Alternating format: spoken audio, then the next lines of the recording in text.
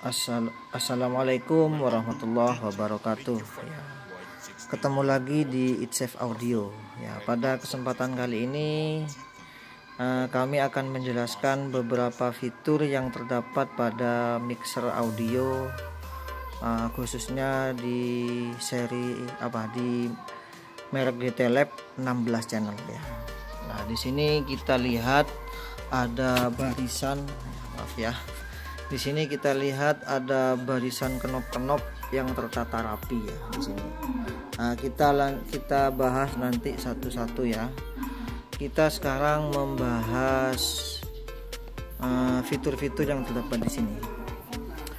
Nah, di sini kita lihat ada mic 1, mic 2 sampai mic 8 di sini ya. Ini maksudnya adalah barisan dari input-input yang akan kita mixing nantinya.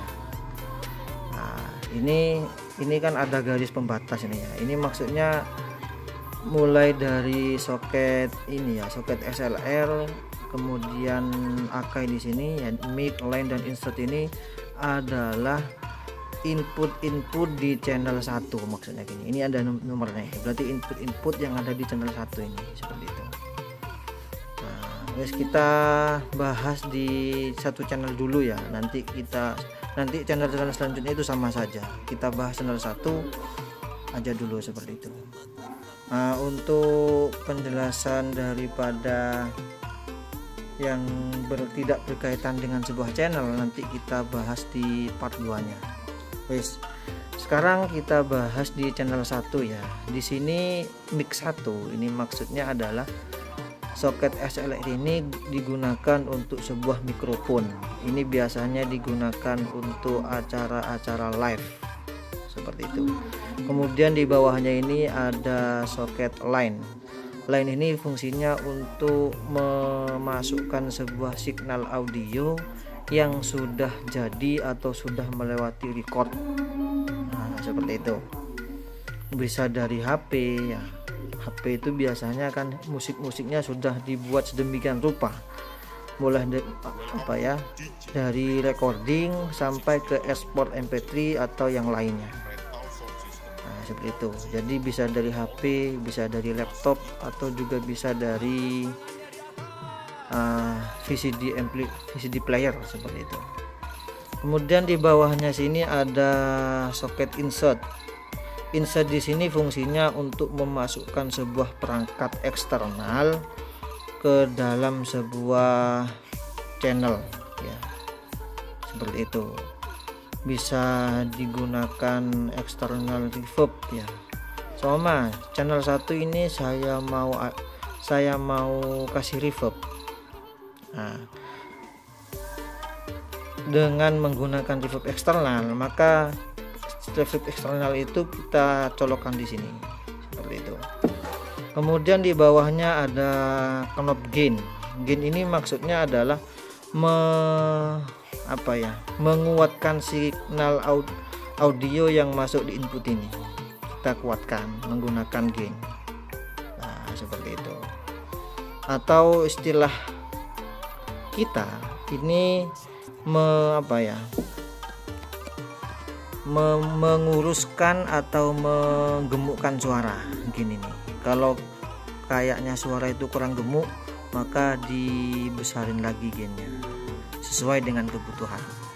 Kemudian di sini ada tombol HPF ya. HPF di sini fungsinya adalah memotong frekuensi rendah, yaitu 100 Hz ke bawah. Di sini dia potong. Ketika tombol ini ditekan, maka responnya adalah 100 Hz ke atas. Sedangkan 100 Hz ke bawah dia sudah tidak merespon lagi, dia potong. Potongnya kayak krup ini ya. Tidak motong langsung sekaligus gini ya. Seret tidak, tapi motongnya gini. Seret gini ya. Sesuai dengan krup di sini. Kemudian di bawahnya ada knob HF. HF ini maksudnya high frequency. Jadi fungsinya knob ini untuk mengatur frekuensi tinggi ya, seperti itu. Kemudian di bawahnya ini ada knob yang fungsinya adalah meletakkan frekuensi yang mana yang kita akan angkat seperti itu. Di sini yang tertulis di sini dari 250 sampai 5 kHz ya. Ini kita mau letakkan di mana? Seumpama yang saya akan mengangkat 1 kilo aja. Nah, maka tinggal kita luruskan knob ini dengan 1K, 1 kilo ya. Nah, sedangkan yang di bawahnya ini, knobnya ini adalah volume atau feeder daripada frekuensi yang kita bagi seperti itu. Kalau di sini menunjukkan 1 kilo, maka 1 kilo itu kita kuatkan lagi atau kita lemahkan gitu. Seperti itu. Kalau kita kuatkan maka kita tambah, kalau kita lemahkan kita kurangi. Nah, gitu sebenarnya. Kemudian di bawahnya ini ada LF ya, low frequency. Low frequency ini untuk untuk mengatur frekuensi rendah ya. Bisa kita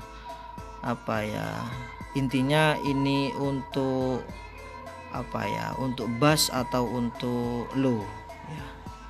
Sebenarnya kalau kita bahasa kita ya, ini low frequency ini pengaturannya untuk bass atau low, sedangkan MF ini MF kan ini penggunaannya untuk middle sebenarnya, sedangkan ini untuk high seperti itu. Untuk treble ini untuk suara tengah, ini suara rendah, suara tengah, dan suara tinggi gitu, seperti itu saudara. Di bawahnya ada AUX ya, AUX 1, AUX 2, 3, dan 4. Ini gunanya untuk mengatur besar kecilnya signal yang masuk di perangkat eksternal seperti itu. Di sini ada input daripada AUX itu sendiri. Ini AUX 1, AUX 2, 3, dan 4 untuk pengaturannya di channel-channel ini seperti itu. Kemudian di bawahnya itu ada EFF atau efek ya.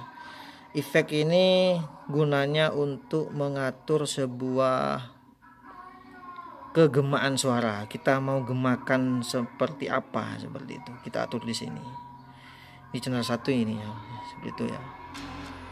Kemudian pan. Pan ini gunanya adalah untuk meletakkan signal audio itu kita letakkan di left atau kita letakkan di right, atau kalau kita mau membuka sama-sama antara left dan right, maka kita letakkan di tengah-tengah seperti itu. Kalau kita mau buka hanya satu signal saja, R saja seumpama ya, maka kita letakkan pada L. Kalau kita mau satu L saja, maka kita letakkan pada L ini. Nah, seperti itu. Kalau mau semuanya, letakkan di tengah-tengah. Nah, seperti itu saudara. Kemudian di bawahnya ini ada tombol mute ya. Mute ini fungsinya untuk meng-on dan meng-off-kan sebuah channel. Kalau ini kita tekan, maka channel 1 ini sudah tidak ada suaranya seperti itu. Ketika tombol mute ini dilepas, maka akan normal lagi. Sedangkan LED atau lampu mute ini adalah indikator daripada tombol ini. Kemudian di bawah ada peak di sini ya. Peak ini maksudnya adalah membaca sebuah signal audio atau membaca sebuah musik ya. Ketika sudah sampai pada puncaknya atau pada batas kepecahan suara, maka ini akan hidup nanti ya. Maka akan ada indikator bahwasanya musik yang dihasilkan itu sudah pecah seperti itu. Sebenarnya ini sebenarnya ini keanuan masing-masing ya. Kalau saya suka kayak gini, maka ya kayak gini wes gitu. Nah, ini sebenarnya peak di sini yang dia respon ini sesuai dengan musik yang ada, seperti itu. Jadi ketika musik itu sudah sampai pada batas puncak, biasanya lampu peak ini akan hidup. Nah, seperti itu. Di bawahnya sendiri ini ada feeder ya, di sini ada feeder. Feeder ini untuk volume, sebenarnya volume dari channel 1 ya. Kalau ini volume channel 2 dan seterusnya ya. Kita mau angkat sampai kemana nanti, mau berapa dB, seperti itu. Nah, seperti itu saudara. Ini penjelasan singkat daripada fitur-fitur yang terdapat pada sebuah mixer, khususnya di sini pada merek GT Lab ya.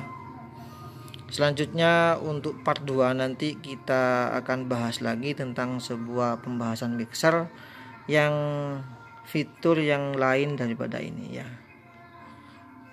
Wes, terima kasih. Saya akhiri.